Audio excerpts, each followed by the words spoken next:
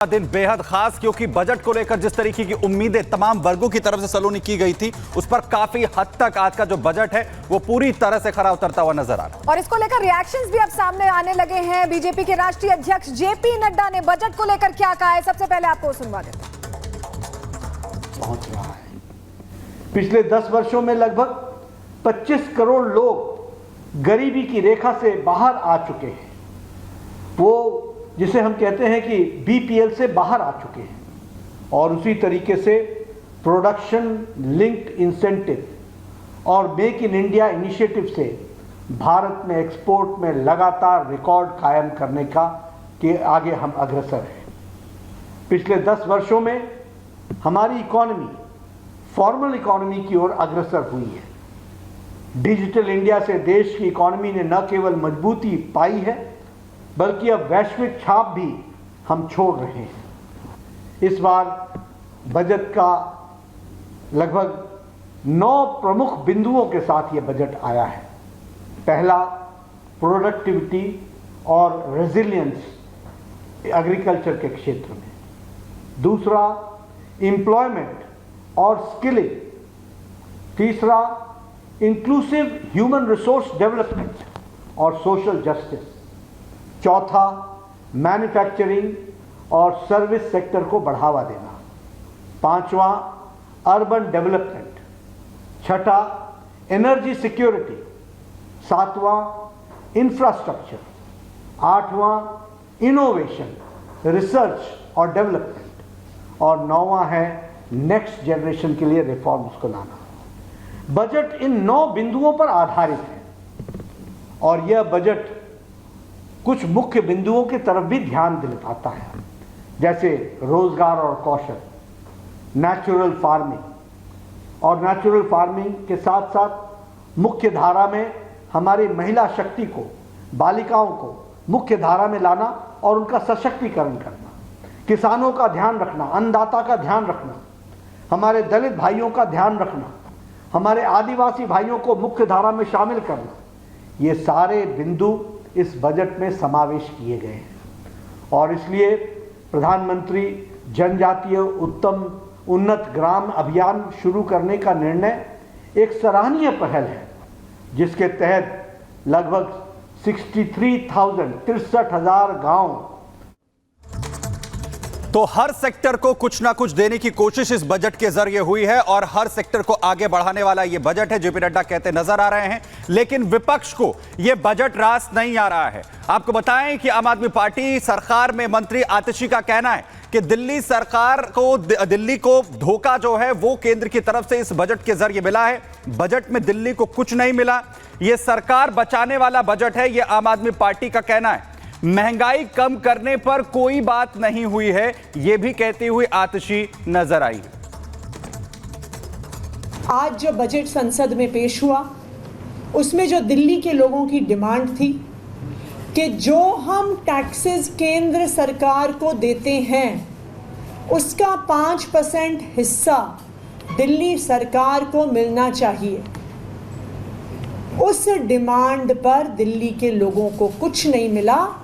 Share in central taxes पर दिल्ली का allocation 2024-25 के बजट में 0 है।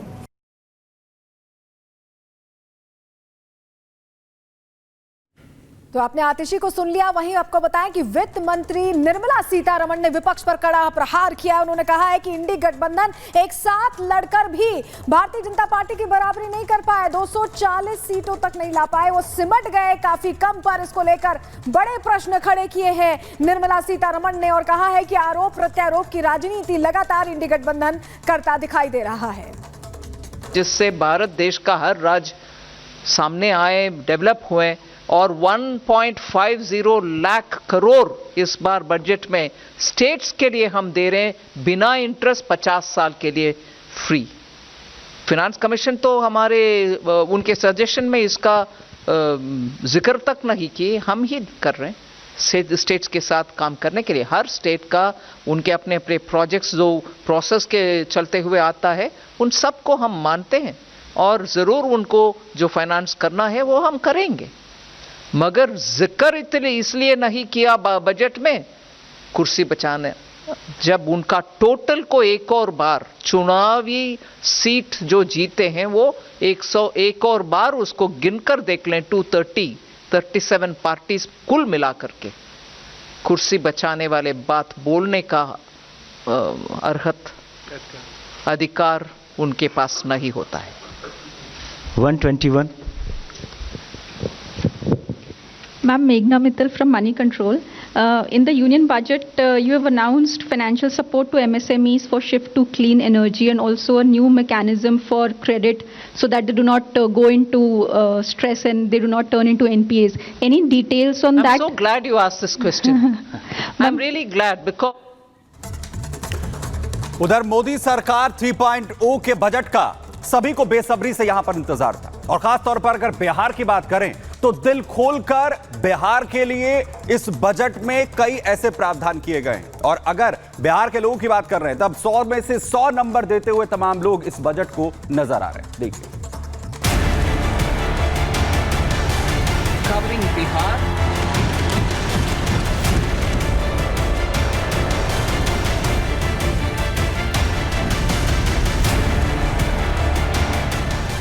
सुशासन बाबू बिहार को स्पेशल स्टेटस का दर्जा दिलाने की बात करते रहे।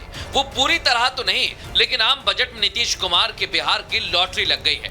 मोदी सरकार 3.0 के पहले आम बजट में बिहार को एक दो नहीं बल्कि हजारों करोड़ की कई सौगातें मिली, जिससे बिहार के हर शख्स के चेहरे पर खुशी है। अपने बजट भाषण की शुरुआत के साथ ही वित्त मंत्री निर्मला सीतारमण ने पहला ऐलान बिहार के लिए किया, जिसके तहत 4 expressway, power plant, medical college, Mahabodhi corridor समेत कई ऐलान किए। बजट में बिहार के लिए आर्थिक मदद की घोषणा की गई। वित्त मंत्री निर्मला सीतारमण ने हाईवे के लिए 26,000 करोड़, पावर प्लांट के लिए 21,000 करोड़ और बाढ़ से निपटने के लिए 11,500 करोड़ रुपए का ऐलान किया। Including setting up of a new 2,400 megawatt power plant at Pirpenti will be taken up at a cost of 21,400 crore rupees. New airports, medical colleges and sports infrastructure in Bihar will be constructed. Capital investments will be provided. The requests of Bihar government for external assistance from multilateral development banks will be expedited. जिन 3 expressway तैयार करने की घोषणा की गई है उनमें Patna Purnia expressway, Buxar Bhagalpur expressway, Bodh Gaya Rajgir Vaishali Darbhanga expressway शामिल है। इसके अलावा सरकार बक्सर में गंगा नदी पर 2 लेन का पुल का निर्माण करेगी। इसके साथ राज्य में नए एयरपोर्ट, मेडिकल कॉलेज और स्पोर्ट्स इंफ्रा तैयार किए जाएंगे। बिहार को विशेष सौगात मिलने के बाद बिहार सरकार के मंत्री मोदी सरकार और वित्त मंत्री की तारीफों के पुल बांध रहे हैं। पिछले 10 सालों में एक मजबूत अर्थव्यवस्था का लाभ हमारे देशवासियों को मिले, समाज के हर वर्ग को मिले, इस बात को इस बजट में सुनिश्चित किया गया है। समाज के गरीब वर्ग के लोग हों, हमारी नारी शक्ति हो, देश को आगे लेके जाने वाले हमारे युवा हों या हमारे अन्नदाता किसान भाई हों, हर एक वर्ग का ध्यान इस बजट में रखा गया है। नहीं, हम लोग की मांग तो पूरी हो गई है ना। बिहार को विशेष राज्य का दर्जा था या विशेष पैकेज था या विशेष मदद थी और वो तो मिला है। कितना विशेष पैकेज मिला? अभी तो पूरा हिसाब होने दीजिए ना। इतना ही नहीं, मोदी सरकार का फोकस पर्यटन को बढ़ावा देना है और बिहार के विष्णुपाद मंदिर और बोध गया का महाबोधि मंदिर बड़ा पर्यटन स्थल है। इसी को ध्यान में रखते हुए काशी विश्वनाथ कॉरिडोर की तर्ज पर और महाबोधि कॉरिडोर को विकसित करने का ऐलान किया है। इसके अलावा राजगीर के हिंदू और जैनों के प्रसिद्ध मंदिर को भी डेवलप करने का ऐलान किया गया। 2005 से ही बिहार को स्पेशल स्टेट का दर्जा देने की मांग हो रही थी। नीतीश सरकार के एनडीए में दोबारा शामिल होने के बाद फिर इसकी मांग तेज हो गई, मगर सरकार ने नियमों और मापदंडों के तहत इससे इनकार कर दिया था, जिसके बाद नीतीश के एनडीए में बने रहने को लेकर कयास शुरू हो गए थे। लेकिन जिस तरह से बजट में बिहार के लिए ऐलान किया गया है, सारे इफ एंड बट खत्म हो गए हैं।